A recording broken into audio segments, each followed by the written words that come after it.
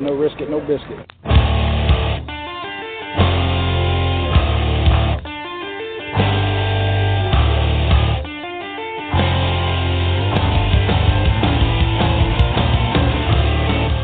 Coming from the Arizona desert, presented by SBNation.com. For Arizona Cardinals fans, by Arizona Cardinals fans, with outsider and insider's perspective, this is Revenge of the Birds.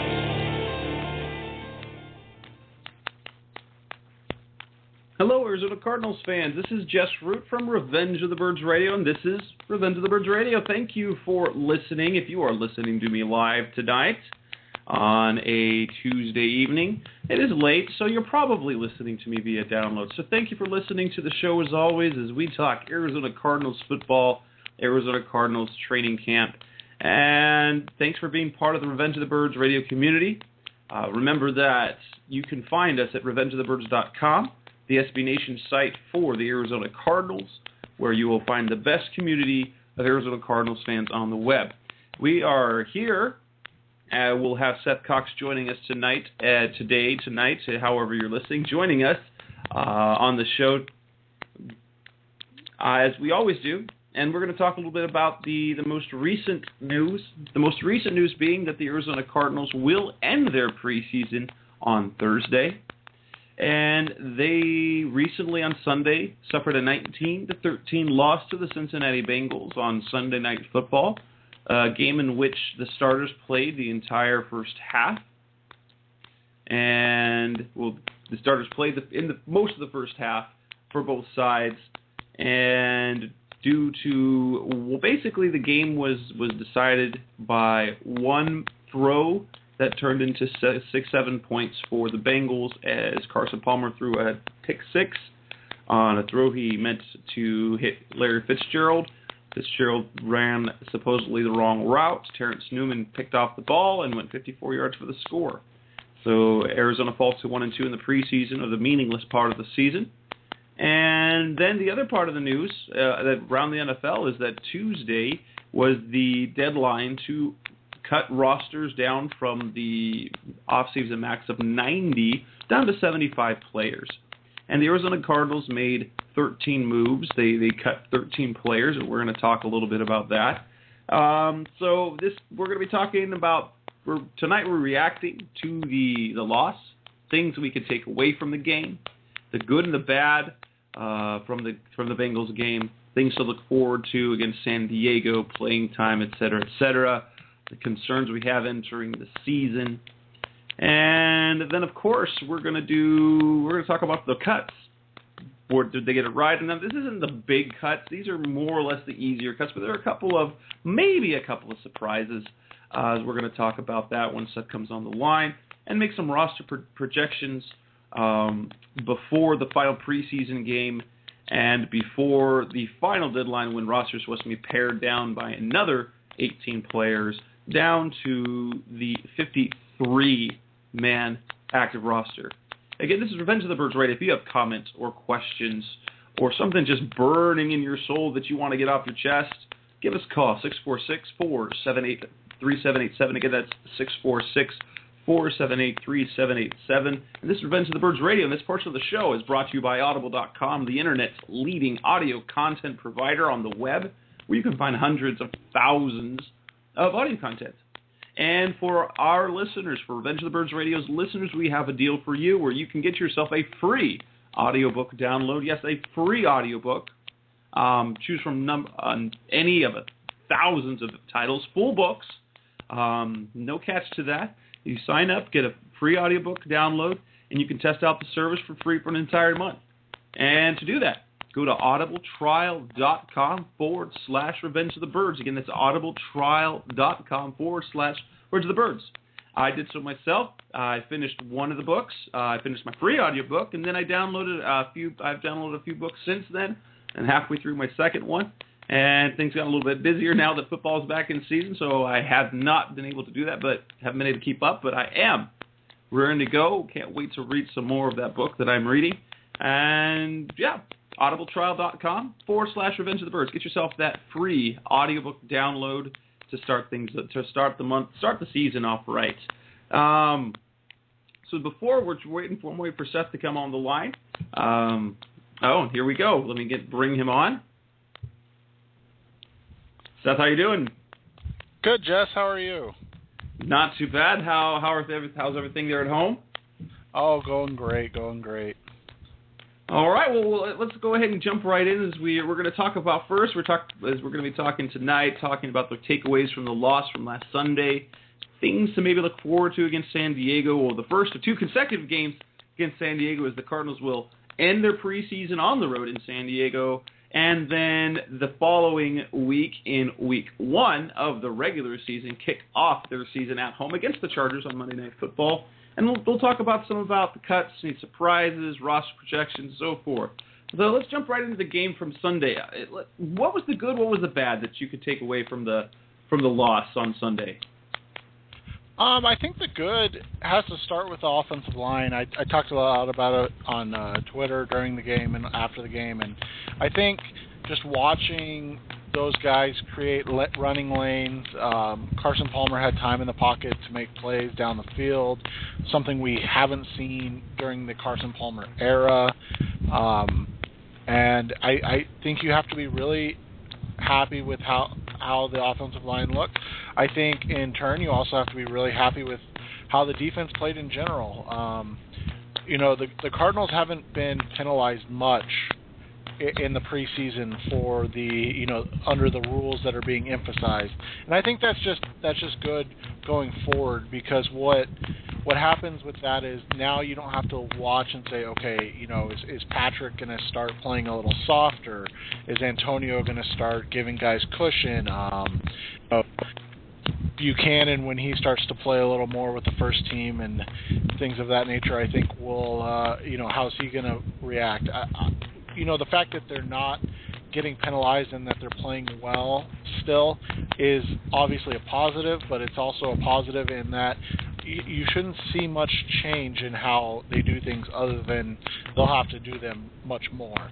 I think the third biggest thing, and we'll get into individuals a little later, but I think you have to be really happy with what you saw from the rookie class, and I wrote about it today, at Revenge of the Birds. But outside of Troy Nicholas, I think your first, second, or both your thirds and your 5th and 6th round picks all did something that you can be encouraged about. And it may not, they may not be the difference in winning a Super Bowl or heck, even winning the NFC West, but man, if you can get impact from 4 or 5 or of those draft picks this year, whether it be special teams or on offense or defense, I think you have to say that really tips the scale in your favor. Well, for me, the good was the fact that, I like the way the defense played, at least the starting defense. Overall, they did very well. They did have trouble doing what they had trouble with frequently last year, and that's finishing off halves. They let Andy Dalton drive down the field late in the first half when you would have liked to have them, stomp on their throat, stuff them, and give the offense another shot, just one more shot in the first half. There were definitely positives. We got to see Andre Ellington with some touches. We ended up with 9 carries for 46 yards and a dandy of a 24-yarder. You take that as a good, as a bad, because what you had was some solid production. What you get is a little over 5 yards a carry, but a chunk of that came from one run. So you've got one run for 24, and then you've got 8 runs for 22. Which is a little bit on the uninspiring type of thing. Now, that's great that you have that home run capability, but you want to see more, not so many of the feast or famine that we were getting in that first half. More of I prefer more 3-yard gains than 0 and 1 and 2, but a 3 and a 4, and then throw in the bigger games would obviously be a little bit better. Maybe that's just nitpicky, but it felt a lot like it felt more like, let's say, Rod Stevens' howling of 2012 in that first half. But it was good to see him because you see just what a type of dynamic player he is. Again, like you said, the offensive line was fantastic in the first half for Palmer. Beautiful pockets, and this is the kind of the question. So what do you do now when Jonathan Cooper's healthy? Because obviously Ted Larson did a solid job there. Hey, jump in the starting lineup and you get a block Geno Atkins. He from what I heard from Bengals people is that after one real play, he really kind of let it up a little bit and was not playing as hard as he could have. But there's an interesting dilemma right there at left guard. What do you do at left guard when Cooper's healthy? Do you put him back out there, or do you ride the Larson, who the coaching staff has been very high on? What do you think about that situation at left guard? I think the first thing you have to look at is what Larson did well, and what he did well, what he did best, kind of jives with what the Cardinals are trying to do, and that's throw the ball all over the field. And he was really good in his pass protection. I charted his game. I thought he did well in pass pro. I had him down for a clean game, basically no pressures, no hits, no nothing. And to me, that is absolutely what you want from your left guard. Because we've seen Lyle Sindeline, and I know there's a lot of Lyle Sindeline fans, and this isn't a shot at Lyle, but he's a guy that he gives up a lot of pressures. I mean, that's something that he's done throughout his career. It's not a bad thing. It's not, he's very heady and he does a good job of calling out the protections, but he's just been undersized throughout his career, and he allows pressures a lot of the time. And I think having a guy like Larson, if he's able to maintain that pass protection scheme and efficiency, then you have to overlook some of what his shortcomings are in the run game. And this week he just wasn't super effective in the run game. He wasn't bad. The long run that you talked about with Ellington, he did a really good job of getting on a reach and sealing off his guy and turning. He doesn't really get a push as much as he gets in the way, which, needless to say, is more than what Darren College was doing at the end of his Cardinals tenure. But I think he's very similar to College in that you can trust him in pass pro, and you just kind of live with what he gives you in the run game. Obviously, Cooper right now, it's just so hard to talk about because I think we are all still in the, hey, Jonathan Cooper's going to be great. He's going to be amazing, so just get him out there and play. But the reality is everything that he's done this year, which is all that matters, hasn't been great. He hasn't been able to get a push in the run game. He's done well in pass protection. He's had a little bit of struggles, but it's not anything that you're like, oh wow, it wasn't Earl Watford level bad in his pass protection, but it was a bit concerning in what he was doing in the pass protection. I just think it really comes down to Cooper isn't what you expected when you drafted him, then you have to go with the best player. And right now, just based on the film, in my eyes, Larson's been better in pass protection and equal in the run game. And in that case, you just have to leave him out there. And at what point then, so do we have to start looking at the Cooper pick as a failed pick if year one, obviously, his injury, that's a freak injury, you can't really plan for it, but in year two, he can't start. Do you see that? I mean, if you're talking especially a top 10 pick, year two, he's still not starting. That's an issue, isn't it? Oh, yeah, it's definitely an issue, and I think what highlights it as more of an issue is how good all the picks after him have been. You kind of just scroll through there. You've got Sheldon Richardson, who's been dynamic and probably could have been a good fit here, especially sans Darnell Dockett. Now you're talking about Starlo Tulele. You're talking about guys that would have had impact on this team last year, but also would have impact on this team right now, especially with the Darnell Dockett situation. And it's one of those things. It's just hindsight's 2020. I think you were comfortable with the Cooper pick because it was addressing the need of the team, which was along the offensive line.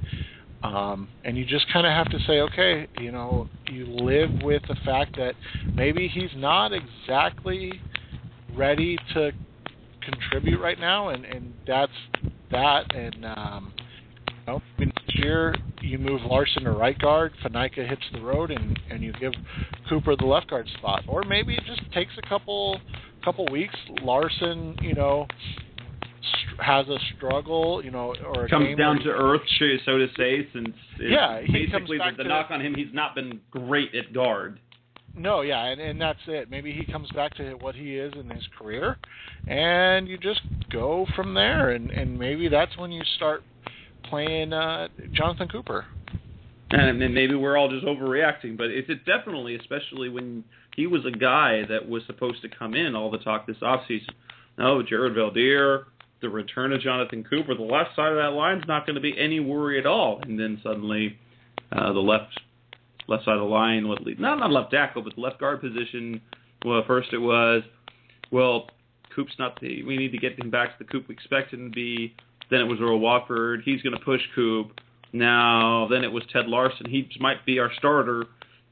So there's something a little bit there's something there. There's something there. Maybe it's overreacting because it's just the preseason. Hey, in a week or two, Cooper's healthy and he becomes whatever we thought he was going to be. But at least for right now, it's a little bit worrisome when you've got your last year's first round pick yet to hit the field in the preseason, yet to do anything this year. He didn't obviously hurt. Right now he's not considered a starter. He is hurt again with the turf toe, which is a tricky thing because you don't want. You don't want that to linger. But then you've got the second-round pick, too. You've got Kevin Minter, who not only played a whopping one defensive snap a season ago, had some hamstring issues a year ago. Now he's got a pec issue. There's been some little bit of chatter out there from some reporters saying there's some concern there, like he might miss the preseason. The possibility of surgery might be an option. And it turns out that the team doctor said it was rest. He got a second opinion. He might be using a harness. But, I mean, a player that the Cardinals, there's two. They're two draft picks. Their top two draft picks a season ago in Minter and Cooper. They were expecting big things from those this year, and we really haven't seen anything yet. And it's something of the talent of the team, but you look at the talent around them. But the fact that last year's top draft picks have yet to contribute at all, and their contributions heading into the season are still even in doubt. And it looks like Minter's going to be good to go, but let's hope he doesn't get hurt because that's a position where they can ill afford to have another talented player or potentially talented player, go down with injury. Well, and I think what it does is it gives you a false sense of security of depth, I guess you can call it. You have this idea that, look, we have, Ted Larson and Paul Faneca at guards right now, and they're so good that Jonathan Cooper can't even get in the lineup. So, when Jonathan Cooper's so good that when he gets healthy, everything will be fine, and then you let Paul Faneca walk next year, and maybe, Cooper never really reaches his potential. And then same thing with Kevin Minter. Maybe he does have that surgery that has been chatted about by a couple of reporters, like you said, and he's off for the whole year. And it's no big deal. We have Desmond Bishop and Larry Foote, and then all of a sudden, Larry Foote retires, and Desmond Bishop, is knee again. Yeah, something bad, and then all of a sudden you're like, okay, well, it's Kevin Minter coming back, and then it's like, well, maybe it's not okay because maybe these guys just aren't as good as we had hoped, and the fact that they never got on the field hid that from us. I think, it's not a bad thing. It just gives you a false sense of security that I don't, I get called negative all the time, so I'm okay with that. But, it's just, for me, it's a false sense of, everything's going to be fine because we have all these draft picks sitting here waiting to return, so it's going to be even better shortly. And for me, that's just a weird way to look at things. It's like, no, you want your best players to play, and if they're not good enough to beat out kind of journeymen, that's concerning to me. Let's jump back to the game itself, where we got away from that a little bit. The running game. Did you see what you wanted to see out of Andre Ellington? Did you see what you wanted to see in the running game from the first team in the first half? Is that what you wanted to see? A little bit of a push. Arian said they got a little bit of push. The offensive line wasn't great in the running game, but they did bust the one big play. And what do you think of the running back situation overall? I think you kind of hit the nail on the head in the first part, and I was going to talk about it, and then I just got off on a tangent. But you kind of hit the nail on the head. The concern is that is a running game that goes 1-1-0-2 25 1-1-0-2 35. Is that a type of running game you want to employ? Is that the type of what you want, or do you want a guy that can go 4-4-3 7 throughout the game? And I think because how infrequent they're going to be handing the ball off, that you're okay with what you have there in Ellington, and I do think there is concern with the backup spot, and it's not that Jonathan Dwyer's not good, or Stephon Taylor's not good. It's just I don't think that they offer. If you're getting, like you said, if you're getting 5 or 15 carries a game from Ellington that are going for 1 to 2.5 yards, and then you're getting 4 carries to 5 carries a game that are going for a combined 50 or 60 yards, that's great. But then when you bring in a guy like Dwyer, you can't have him going for 2.5 yards a pop as well.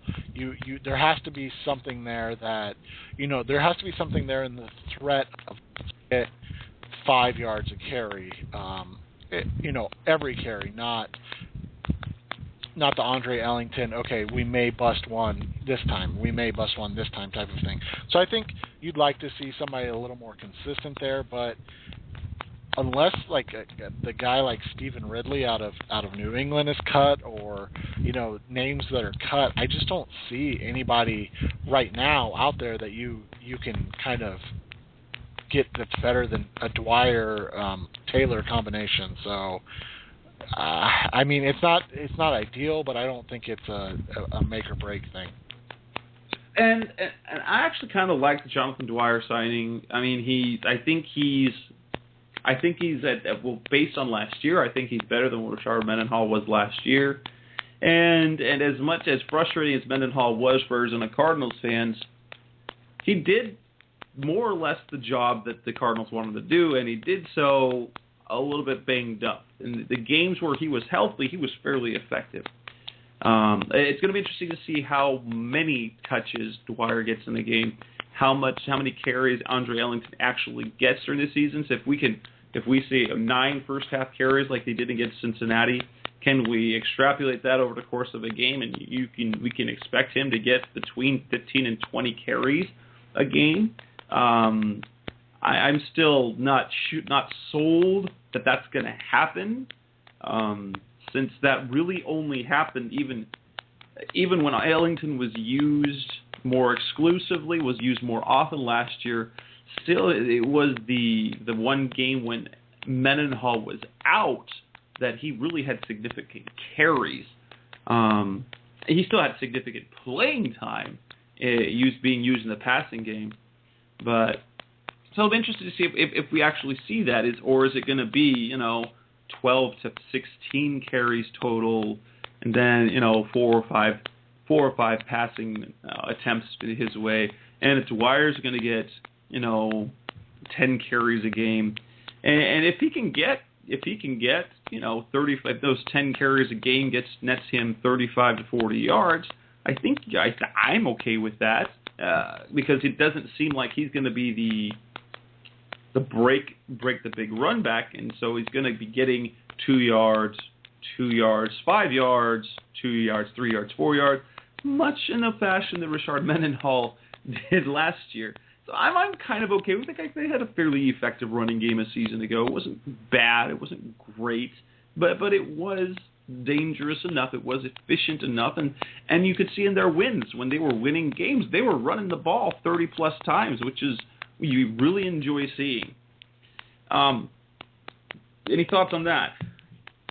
Well, yeah, and I mean, I think we're kind of on the same page. We just have a different view on whether or not it's the best thing for the team type of stuff.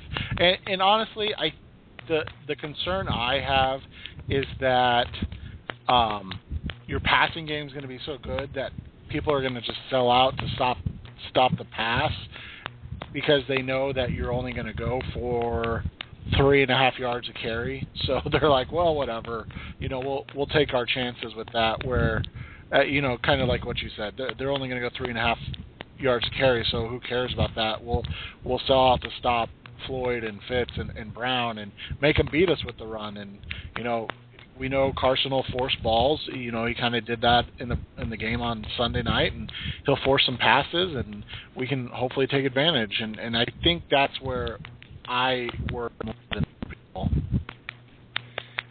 Let's talk about that. Let's talk about the turnover and the Carson Palmer forcing ball. I'm going to notice something. I don't have any numbers to back it up, but I've noticed over the past several years.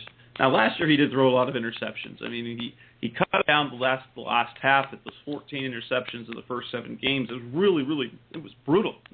It was brutal because he was trying to make things happen. But over the course of his career, Palmer has had this strange reputation of making terrible throws that somehow don't get intercepted. He's one of the best had the greatest beneficiaries of dropped interceptions. And that goes to show the type of throws he trusts himself. He has very high confidence in what he sees, and he believes he can put the ball in places. How many throws did you feel that he forced in there? There were a couple. I could obviously the Fitz one.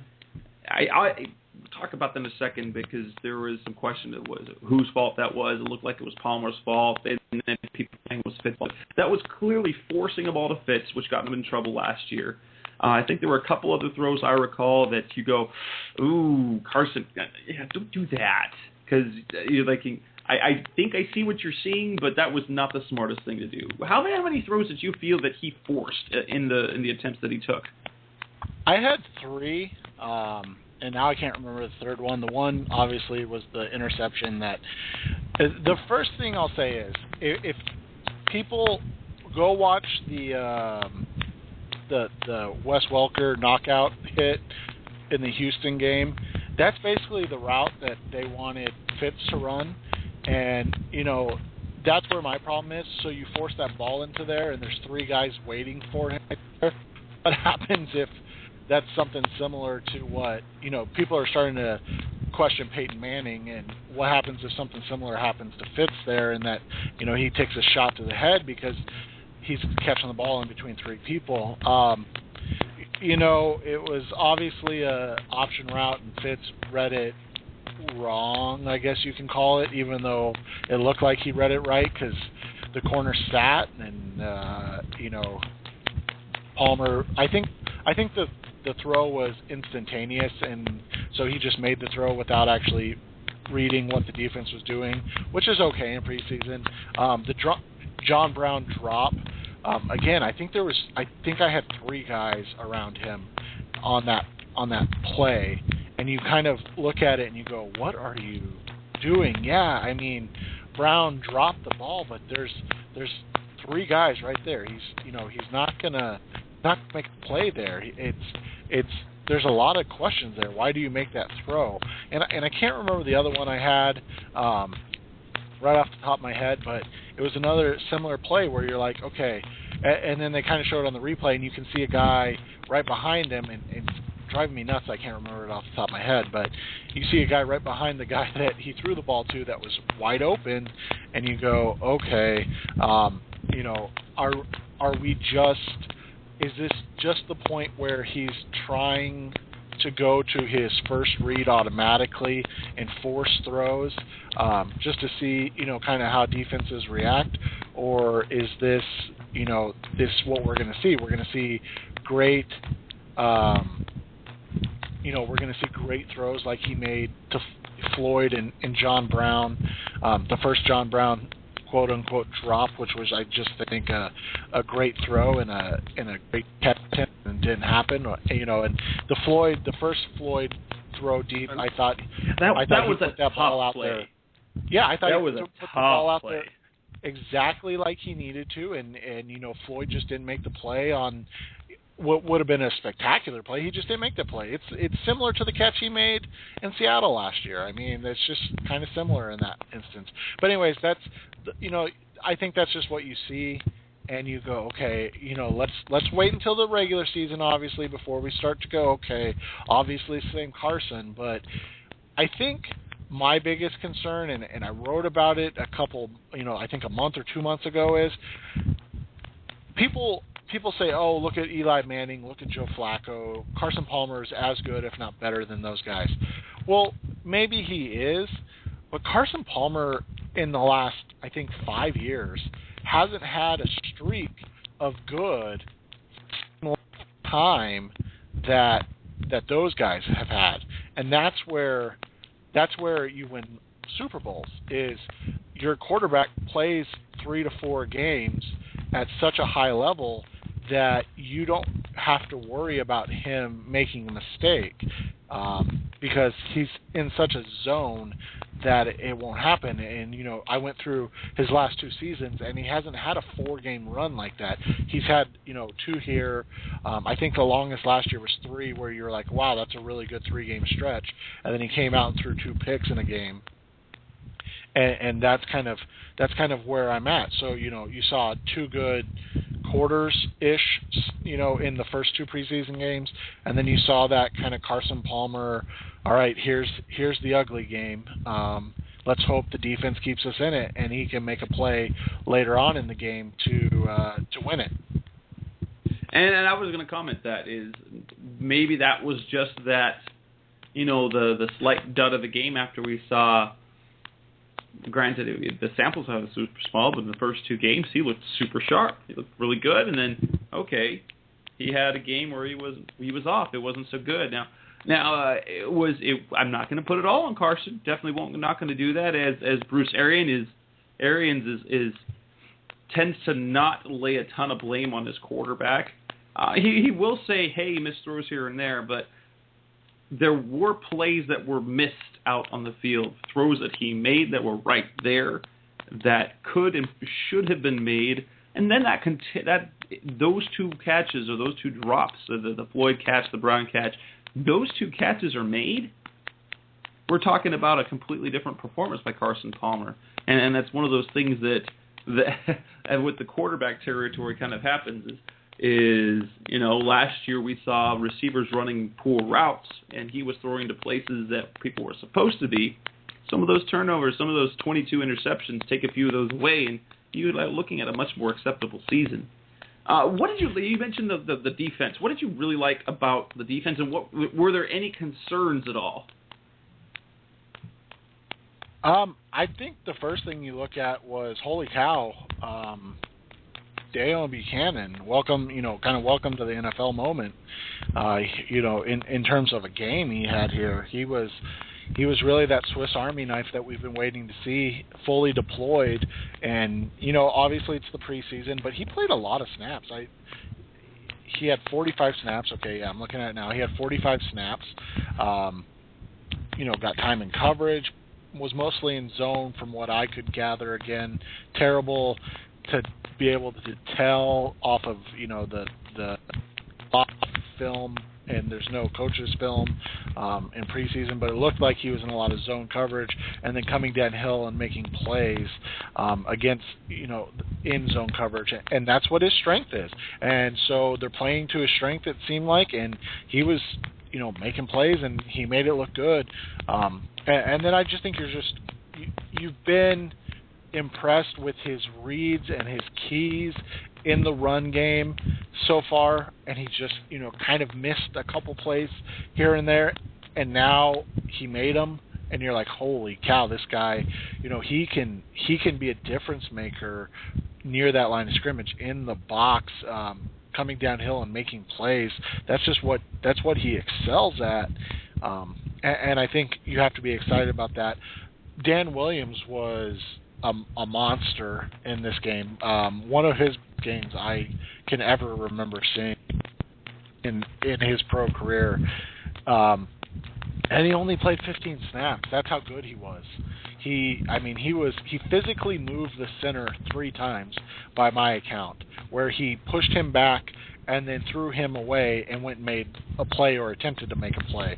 And that's just so good to see from a standpoint of keeping this defense strong, keeping this defense going. And I think you really have to be happy with what you saw from kind of the triumvirate of Rucker, Stinson, and Kareem Martin, and them going into this Darnell Dockett mode of making plays in the run game. I think Stinson was excellent in the run game. Rucker, not quite as good, and I think we all expected that.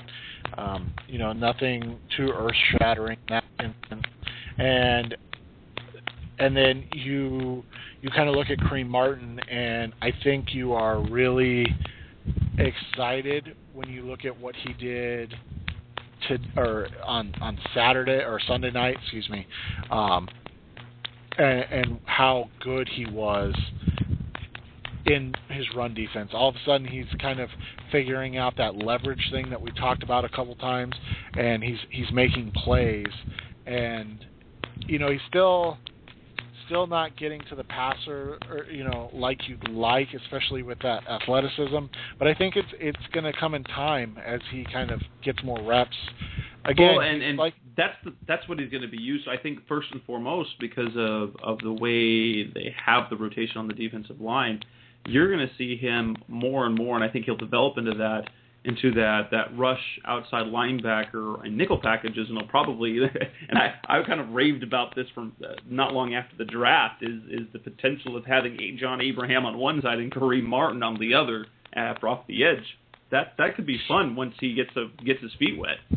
Yeah, and I think all it is right now is he's kind of like a baby giraffe in that he has he's so long and awkward at this time, trying to figure out how to use all of that length, that he's he struggles. There was a play, I can't remember what quarter it was, but there was a play he was in for where he literally just takes his first step and beats his guy so bad, and then the blocker just kind of rides him down the line and rides him completely out of the play, and you just kind of laugh because he had his man beat, but then he doesn't know how to drop anchor. He doesn't know how to use his arm to get extension away and then aside. He's so out of sorts at times that it makes me laugh watching him, because it's like you can see how close it is to being so good, and then he just misses it, and you're like, oh,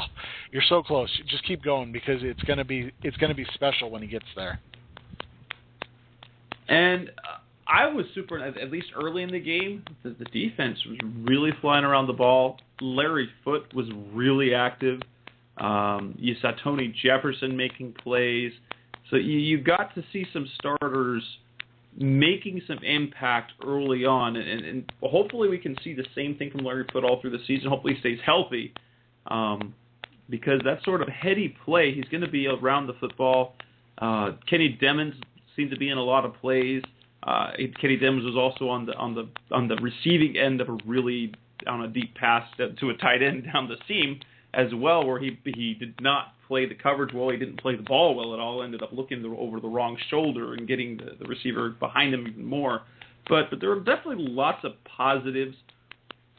Obviously, the part that you didn't like to see now, and you have to look at this a little bit differently, because you have to realize perspective. The Cincinnati team was statistically a very good team a season ago. They were very good offensively. Defensively, they were better than the Cardinals in many ways. They had a stout run defense. They were very good against the pass a season ago. I believe they were 5th in the league last year in the pass. And so they were definitely no patsies when it comes to defense. So it should have been more challenging for the Cardinals than it was. You don't want to see the defense, especially as good as the Cardinals defense wants to be, you don't want to see them at the end of a half give up a drive down the field. You want them to make the stop, obviously. But there were lots of things to look for the defense, and obviously we're not going to be able to see that this week. We're going to have to wait till Monday Night Football to see the real thing, since we're going to be seeing a bunch of second, third, and fourth teamers battling it out just to for a few roster spots, to get some game film out there so they can add that to their resume. But I was pleased overall. I wanted there to be a touchdown, and I'll say this about the late team at the end of the game. The defense came up big with about a little over 5 minutes left. They still a game, and they caught that stop. They were just a split second away from ending up with a defensive touchdown when Martin stripped the ball away, and probably would have ended up in the end zone. But in any case, they got the stop. They gave the ball back to Logan Thomas and the offense with over 5 minutes left, with the chance to tie the game, and the offense just couldn't come through. So there were lots of positives, as well a couple of concerns, but I enjoyed seeing how the defense did it, the fact that the defense didn't give up a touchdown the entire game. Yeah, and I think that's something that we're going to see a lot of early in this season. Of course, I say that, and then I look at the San Diego team. I don't know if you watched that San Diego-San Francisco game, but they have a lot of offensive weapons, and we'll talk about that next week. But it's so interesting to me, because I think that the Cardinals match up so well with a lot of teams this year that a lot of the concerns they may have had about, on the defensive side of the ball are kind of unfounded, in that their teams right now, their team matches up so well. And so, you kind of saw that this week. And again, it's preseason, so maybe we're both wrong and they're going to come out and, San Diego goes for 42 on them. But it looks like their defense is in such a zone right now that Todd Bowles has everything kind of working in order. He has that defensive line creating so many chances for the linebackers, and especially in the run game right now, those linebackers are not missing. I think you are slightly still concerned about the finishing of pass rushes. They're getting pressure now, and all of a sudden they're not finishing. And I think that's just kind of where you're at right now, and it's kind of let's wait and see what happens in week 1 to see whether or not our semi-fears on what we've seen in the preseason, the pass rush, can they stop a tight end, because they're going to face 2 really good ones first game of the season, and kind of what's going on with Patrick Peterson. All of those are going to be answered really quick, in week 1. Let's look ahead. Let's move past the game itself and talk. And this is Revenge of the Birds Radio. We're talking Arizona Cardinals football. We talked about the Cincinnati Bengals game last Sunday night, If you have any comments, questions, anything you'd like to share, 646-478-3787. Of course, that's if you're listening live. If you're listening via download, that won't really work. You won't get anybody on the phone. Well, let's look at the Cardinals. They made their first 13 cuts. As is the first cut, mostly it's made up of guys that had no chance to make the team anyway, and so you've got the back-end receivers. You got Kevin Ozier. Great story out of Arizona State, but no, I mean, at best, he was going to impress enough to be in the practice squad. He was never going to make the team, but he got the NFL experience. So Kevin Ozier, Reggie Dunn, you've got Orion Johnson, a safety, Justin Renfro, Damian Thigpen, the back of the end guys. It's an interesting mix as you go into that fourth preseason games. They have to think about their depth, so they can't just get rid of all the back-end guys because you're going to rest your starters. You want to leave the second and third team in to be able to get significant reps. I didn't see any real surprises. There were basically three real notable cuts. One, Jay Feely. The other, Ryan Lindley. All that was completely expected. And the other is tackle Max Starks. That actually was the biggest surprise for me. Feely was not surprising because the writing was kind of on the wall. I held out in my last after the game in Minnesota, or not long before the game in Cincinnati against Cincinnati. I put together my roster prediction for the 53-man roster, and I still penciled in Jay Feely there as winning the job because I thought that he would do better, but then he missed that field goal in the game against Cincinnati. That's something that they needed. Aaron said he and Catanzaro were equal on field goals, and Catanzaro's got the boomer of the leg for the kickoff, so it was clear that he had to go. It was classy of the Cardinals to not make him go play another game, cut him early enough that he's going to have a better chance of tacking on with a team. Lindley, you knew what was happening, but Starks, after that first game, I thought he did okay. Sean Church would disagree, said he looked terrible. But the first game he was out there, he looked like he was moving around pretty good and doing pretty well. The ankle injuries, I don't know if it was a case of Starks just wasn't as effective, or maybe Bradley Sowell lifted his game because it was interesting because Max got in there. They had Sowell in there, right tackle.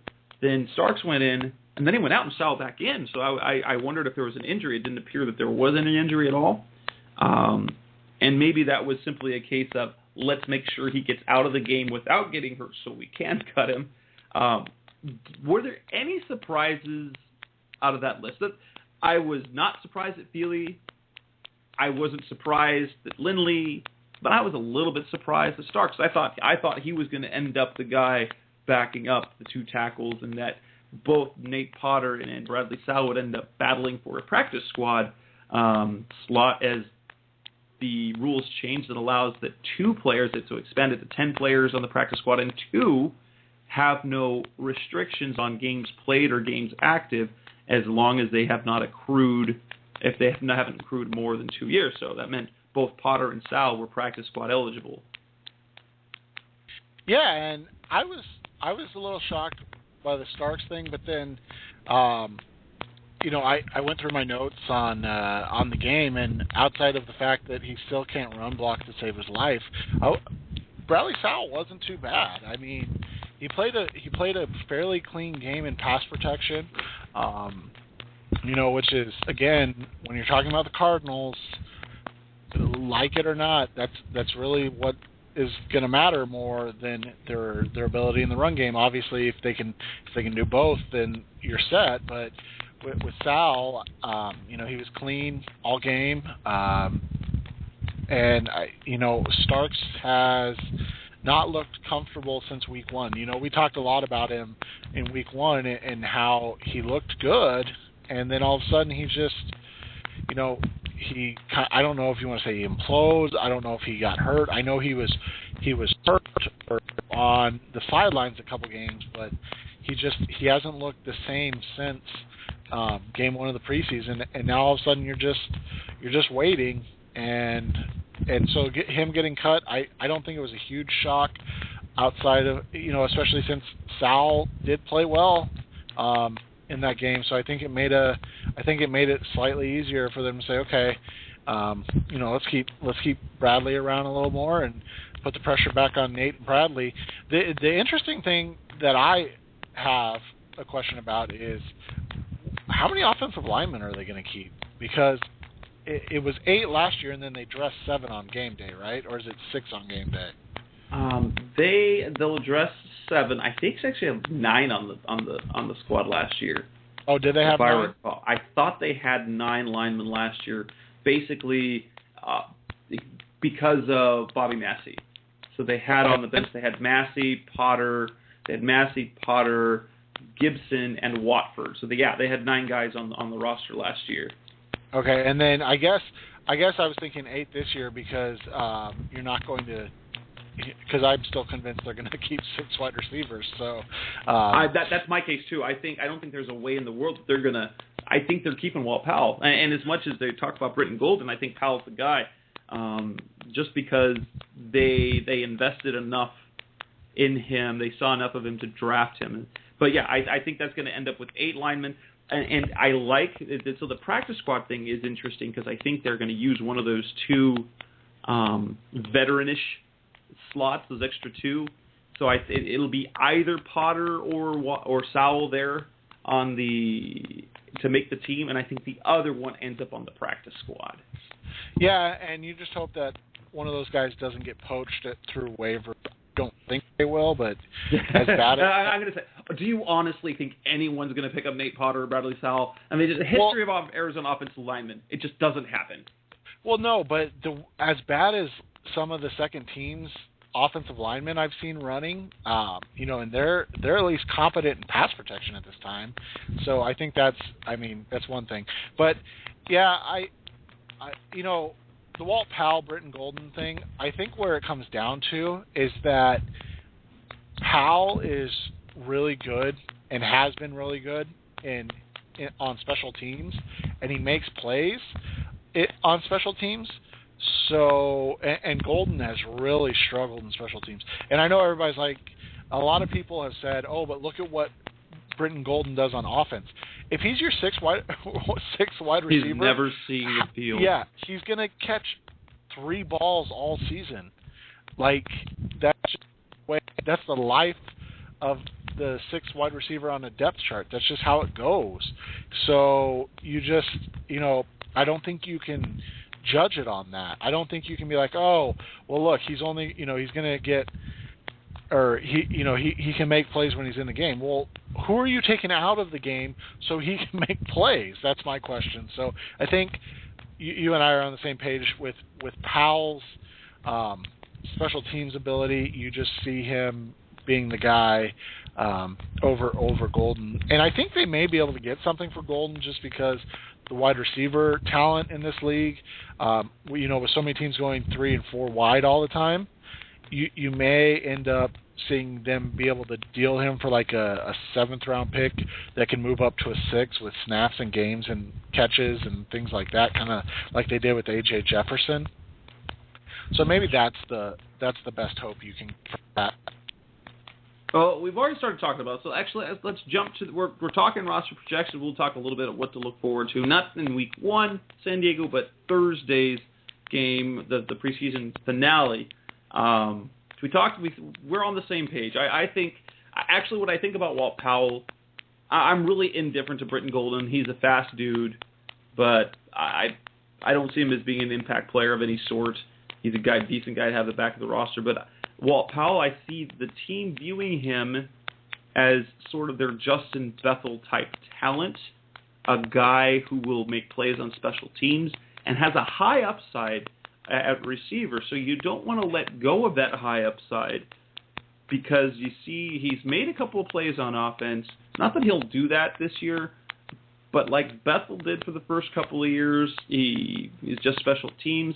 And now he's starting to he's getting his feet wet, and I think the team kind of views him potentially as their number 2 corner a season from now when Antonio Cromartie inevitably walks away for a different contract. And I think they view and project perhaps Bethel will be that starter. And you alluded to that a while ago, the drafting of both Powell and Brown, they are looking forward a couple of years to when Fitz is gone, and then they can use perhaps the development to push the price down on Michael Floyd to make so he doesn't have the leverage on them. So I don't think there's any question. It's going to be Powell at number 6, and I think they're going to take 6 receivers. I don't remember why I wrote this down, the running back projections. Do you see them holding any more than just the 4 running backs, going with Ellington, Dwyer, Taylor, Hughes? Do you think Parmalee has any shot at the roster? Do you see Zach Bowman end up being on the practice squad? I don't remember why I put that down because there doesn't seem to be any question about it. But how do you see that running back situation shaping? Well, I think that question was kind of answered on Sunday when Parmalee and Bauman didn't even get on the field. I don't think, did they? You're right. You're right. Yeah, neither one got on the field, and I was kind of shocked about that. Like, I get the idea behind giving Ellington, Dwyer, and Taylor the carries, but I'm just looking at it now. They only carried the ball between the 3 of them, 17 times. I don't know. So I think unless Parmalee or Bauman is like insane in this game on Thursday, is making plays that we haven't seen made by running back in a while. I think your 4 are set. The only thing I could see is, like we talked about earlier in the show, maybe they move Taylor if like a Stephen Ridley does become available, like Mike Reese out of New England is reporting, maybe. And obviously that would mean that he would fall far enough on the waivers for the Cardinals to pick him up. So, it's a whole different ball game than, Stephen Ridley's available. Let's just, the Cardinals can sign him. He has to get to number 20 on the kind of picks list, and so we'll see what happens. I think you're right. It's going to be tough for anybody to make a name for themselves in that running back committee outside of Ellington really this year. Dwyer has a chance, but I think it's really going to be a lot of Ellington this year. We talked a little bit about the offensive line. I see them going 8. I don't see them going 9, especially keeping the 6th receiver. And at least to start the season, I see them keeping 7 defensive linemen, since it doesn't look like Teamu's going to be ready for week 1, which it looked like he might be, but it turned out to be, hey, we were on track. So I think they're going to keep a 7th defensive lineman in the meantime and a 6th receiver, which means 8. So I think they're going to have. I don't know which way it's going to go, so it's going to be either Potter or Sowell. Then you've got, however you want to see it, Cooper and then Watford as the other guy, assuming Larson stays the starter to start off. Otherwise, it's Larson is the swing guy, the guard center, and you've got Watford at guard, and then you've got Potter or Sowell who can play both tackle positions and can play both guard positions, honestly. So it gives them a lot of flexibility. But I feel pretty certain as well that other guy, the Potter or Sal that doesn't make the roster ends up on the practice squad. I think that's how that's going to roll. Do you see that playing out any differently? Maybe instead of Potter or Sal, they roll with Kevin Palmer, who they liked, a guy that they've liked some of what they've seen in the preseason. I think Palmer ends up on the practice squad with probably like Parmalee or Bauman and the other tight end. His name is escaping. Andre Hardy at this point. I think those are going to be some of your practice squad guys right now. So yeah, I'm in agreement with you. I think Palmer and Sal end up on the practice squad. At this point, I'll just say I think Sal gets the boot and Potter stays for now, because from a physical standpoint, Nate Potter is always going to come up short. I mean, I don't think he weighs over 300 pounds yet.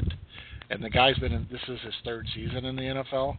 So, I mean, he can't gain weight. But I think from an understanding standpoint of the game, he's the smartest offensive lineman they have. So he's going to, he's somebody you can trust at least, even if he maybe physically won't be able to do it over like a 4-game period. So I think that's where I fall on the offensive line. I think it's interesting because we went from swing backup to now all of a sudden he's still kind of the swing backup, but he's also probably going to start at left guard for the time being, and then he's also going to back up center and probably right guard. So, if Fanica or Sinline go down, Larson's the one that moves, and that's how Cooper or Watford get into the rotation at this point. Let's go defensive line. And that's going to be interesting how that plays out. I think they go 7 deep because Teamo's not back. So you're going to have Rucker, you're going to have Williams, you're going to have Calais, you're going to have Stinson, you're going to have Martin, and you're going to have Teamu. That seventh guy. Do they go with the tackle? Is it Puaga, but obviously he didn't look impressive enough as they started looking at other defensive linemen. Tommy Kelly's supposed to come in. They go with Gaston. Do they go or I think now and I don't know, is Stinson big enough, strong enough to anchor the nose position on base if they need to bring in a backup for Dan? I don't think that's his ideal position. I think he would be fine in shifts, but I think you look at Teamu and Williams in that rotation last year and how good they were, and that's why you wonder about that. And I don't think that's Stinson's ideal position, so I wouldn't do it. But I mean, obviously they've seen a lot more of them than I have, so maybe. Well, and that's what makes me think. And that's what makes me think D lineman number 7 would be a Gaston or Sopuaga, be those two guys who'd battle out because they're going to want a nose guy to spell Dan, to spell Williams until it gets back. Well, so that's how I see that. Gaston didn't play though, did he?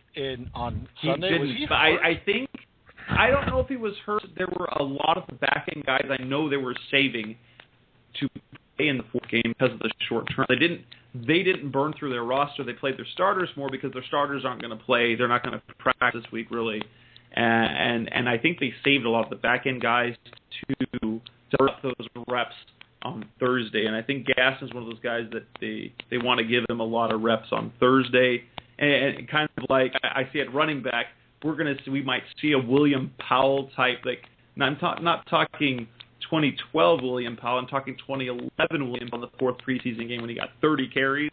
I think somebody's going to get run into the ground. And I think that's kind of what the plan was, is the back end guys, the guys that I know are not cutting, but let them sit the 3rd game, and then they're going to get the bulk of the rest of the short week. So I think that's probably what happens with Gaston. Then I think that could be until Teamu comes back, and then unless he's like playing out of his mind, then he's kind of gone after that. I think from there you look at it and you kind of nailed it. You're going to have your starters, which are Rucker, Williams, and Campbell, and then you're going to go with your young guys in Stinson. Stinson. Yeah, Martin and Stinson, and then from there it's a question of who do we keep type thing. Obviously, if they want to have Teamu on the active roster, then they got to keep a 7th guy like you talked about. So it'll be interesting from there. I was kind of shocked, not to skip ahead too much, but I was kind of shocked that Darryl Dawson got so early in the process. I thought they would keep him around as kind of the pass rush guy to kind of just get a longer look at in the last couple of games here, but obviously they did not like what they saw, even though I thought in his limited snaps that he offered some kind of effectiveness in pass rush. Look at the linebacker positions. It's kind of interesting how they have it right now, because they've kind of moved Lorenzo Alexander back to outside linebacker, and he's a guy that is a lock for the team because of his special teams play, kind of like Justin Bethel. He's a guy that makes the roster just on special teams alone, and his flexibility makes decisions easier. If they see him being more as an outside linebacker, I think that bumps Marcus Bernard, and it opens the door for, I think, a Desmond Bishop, maybe a Glenn Carson. I don't know which one's going to get the job. At first, I thought Kenny Demmons was on the bubble. It doesn't look like he's on the bubble at all. But if they see Lorenzo Alexander playing more inside and they use him as a depth guy inside, I think that allows the Marcus Bernard to stay on for his special teams play. And then at the inside, if they use Alexander inside, so then you've got Foote, you've got Minter, you've got Demmons, and then you've got Alexander and on the inside, and that would push Bishop, and that would push, obviously, Glenn Carson. Do you see that playing out any differently?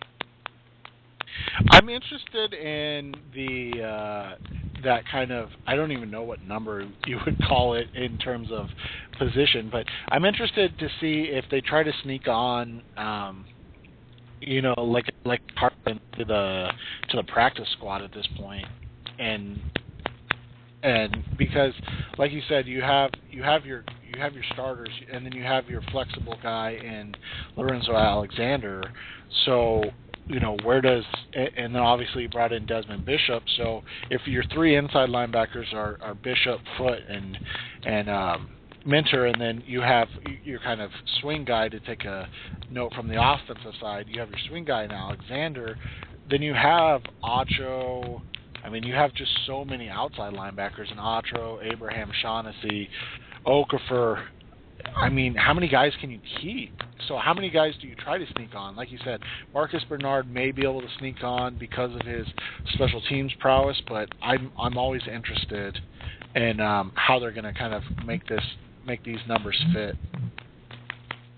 And at quarterback, do you see them going with 5 or 6 defensive backs? I think the numbers on the defensive line and the receiver, I think they only keep 5. And for me, number 5, the 4 set. You're going to see Peterson, Cromartie, Bethel, and Powers. After that, I think it's Brian McCann. I think he's clearly ahead of, in my opinion, he's definitely ahead of Teddy Williams. They kind of offer the same sort of skill on special teams, although Williams has gotten busted for a few flags, at least a couple, I think, in the preseason. And Williams has been awful in coverage from what I saw of last game. He looked terrible. And McCann gives you a little more than that. And so I think Teddy Williams could make the roster if they keep 6. I just don't think that's going to happen up that corner. I think they're only going to keep 5. Yeah, I think they keep 5 because of what Matthew can do, and so you don't really necessarily need 6. And I think they keep the extra safety because of what Matthew can do and can't do. So, but in terms of Teddy Williams, yeah, he's had 3 penalties in the preseason on special teams. That's kind of absurd to have that many penalties by one player in just 3 preseason games. So, yeah, I mean, I think you're right. I think you're going to see your 4, and then maybe McCann is that 5th guy. Yeah, I think that's kind of where it's headed at this point. Do you see at safety keeping any more than 4 with Matthew, Johnson, Buchanan, and Jefferson? I don't have them taking anyone else, but they could. A guy like Anthony Walters or Curtis Taylor, they could sneak on, just depending on, again, the numbers. And it depends on how quickly, I think it depends on how quickly Matthew gets back. And I think they intend on Matthew getting back fairly early. So I don't think you need that extra safety. I think they roll with 9 defensive backs total, 5 corners, and the 4 safeties, including Matthew. Originally, in my first projection, I thought they would keep 10. simply because of the uncertainty with Matthew now that Matthew's back and he might actually play in the opener. I think that's a safe bet that they're going to go with 9 defensive back because Matthew's really flexible and big, gives you work at both safety and corners. Yeah, and I think that versatility is going to kind of show itself out in that they'll kind of go undermanned. I do think that Anthony Walters has a chance to stick on this roster. He didn't play last game, so he's another one of those guys that's going to play a lot, like you said, in this game. But I think his ability in coverage has been really solid. So, he kind of offers a Rashard Johnson light quality where maybe he can, if Rashard decides to lose another finger or something during the season, that they can just kind of plug him in for a couple games and not miss too much. I mean, he's obviously not as good, but he's impressed me the most out of kind of that last group of guys this preseason. And Walters, he has 4 years credits in the league, so he won't be a practice squad guy. So he's going to be a guy that simply he will make the team or he won't be on the team. And then kind of good luck to him elsewhere after that. Let's look at, obviously, the game Thursday coming up. It's going to be a game of, we're going to see 20-25 snaps from Kevin Minter, 20-25 snaps from Jonathan Cooper, and maybe a few snaps of Tyrann Mathieu, because Bruce Arians made it very clear that if Matthew's going to play opening night, he has to play in this game, so he's got to be ready to go. Interesting to see how that works. But other than that, this is the Logan Thomas show. I think that's more of the story than anything else, even more than the position battles. It is, what can Logan Thomas do for an entire game? Does he look like he did in the first game, where he looked like the best player on the field? Or does he look like a jittery rookie who wasn't able to make his decisions quick enough, which was very different than what we saw against Houston? But I think that's it's the Logan Thomas story coming this Thursday. Is there anything else in particular you're looking to watch other than how Thomas looks, and maybe a few of the ancillary position battles with those last 5 or 6 spots that are going to be decided? I'm interested in how Catanzaro kicks now that the pressure, the quote-unquote pressure's off him. He's been locked out right now in the preseason. Obviously, that's not, anything that you can ride on, but I think he's done a good job. They moved on from Feely, like you talked about earlier, who sounds like he's going to sign with the Titans. I know they brought him in, so that's interesting already. Yeah, exactly. He's Wiz's guy. Yeah. So from there, I think you hit on it. The Potter, Sowell. I guess you can throw Palmer in there a little bit. Mix. I'm interested to see if they play Anthony Steen more this week. I'm wondering if they're trying to hide him to sneak him onto the practice squad, because he's been really good in the preseason from my perspective. And I think it's not the only person I've heard that from. I've heard that from a few people, but I kind of chuckle at the notion of, can you really hide anyone with as much game tape as you get out there? Because everyone, as many scouts as there are for all the teams, they're scouring game tape and watching everything. I often wonder, can you really hide a guy? And I know it doesn't happen a ton where guys get poached, especially undrafted guys get poached for practice squads on other teams. They tend to end up on the same team simply because they've been in that system, and you'd have to take a guy from scratch. I think that's probably Steen's saving grace, that he can end up on the practice squad, because he's an interesting guy, and I just don't think the numbers are there for the roster. Oh, yeah, he's not making the roster. I mean, I would be shocked if he made the roster. I think 47 snaps kind of tells you that they're intrigued by him, but they don't want to give him too much time. And that's where I think you kind of get the idea that they're hiding him, because you look at the guys like John Estes. He's played a ton of snaps. I'm trying to find his number right now, but he's played 137 snaps. And Anthony Steen kind of on the same line as him has only played 47.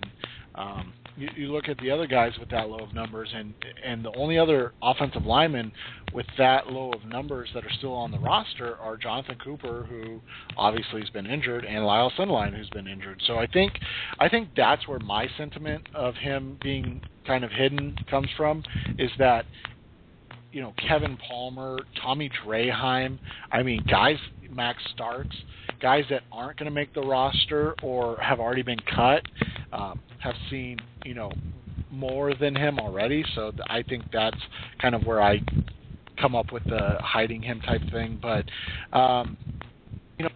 I think that three-way battle there at tackle and Potter, Sal, Palmer is important.